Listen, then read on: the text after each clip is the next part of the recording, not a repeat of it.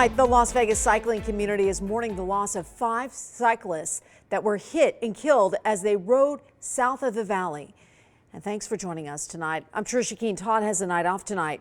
Well, we spoke to friends of those killed, and tonight we are learning more about them. Let's get right to 13 Investigates reporter Joe Bartel's live now with the new details. Joe.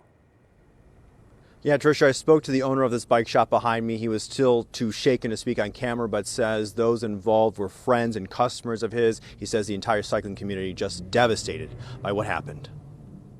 Highway horror south of the Las Vegas Valley Thursday. Investigators trying to figure out how a white box truck slammed into a group of cyclists. I don't even know. It's just the worst thing I could ever see in my life. Michael Anderson is a recently retired Las Vegas Metro police officer. He was with a group on what cycling enthusiasts call the Nipton Loop, a 126-mile ride which goes to Searchlight, cuts back to Nipton, California, then returns to southern Nevada, much of it on highways. The Nevada Highway Patrol says around 9:40 Thursday morning, they got a call about a crash south of the Las Vegas Valley between Boulder City and Searchlight, Nevada. This is not the first time they've made this trip, and until today's tragedy, they had never had any problems. Investigators say the group of cyclists was heading south when a white box truck came up from behind and hit part of the group and a silver vehicle they had following for safety. 5 dead at the scene. Another person airlifted to the hospital in critical condition. The driver of the silver car following the cyclist also taken to the hospital. I don't know that I can find the right words to say. It's quite a blow.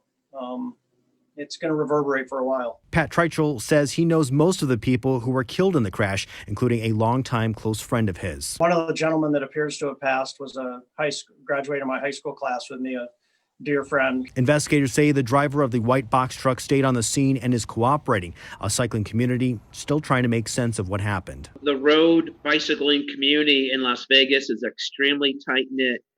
Everyone knows each other, and if you don't know a person, you definitely know their friend. Alan Snell is a cyclist and online writer. He says it appears the group was doing everything right, and even then, tragedy struck. 13 Investigates has learned the names of the people involved, but we are withholding that information until official notifications can be made. Reporting live, Joe Bartels, 13 Action News. Difficult story. Thank you. And the Las Vegas cycling community will be holding a drive-thru vigil to honor the lives lost in today's tragedy.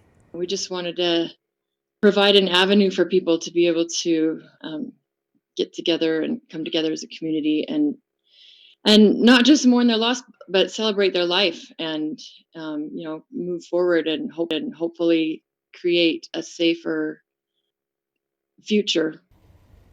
Heather Fisher belongs to the Valley's cycling community. She's helping organize the vigil, which will take place Saturday at the Ghost Bike Memorial on Twain and Town Center Drive.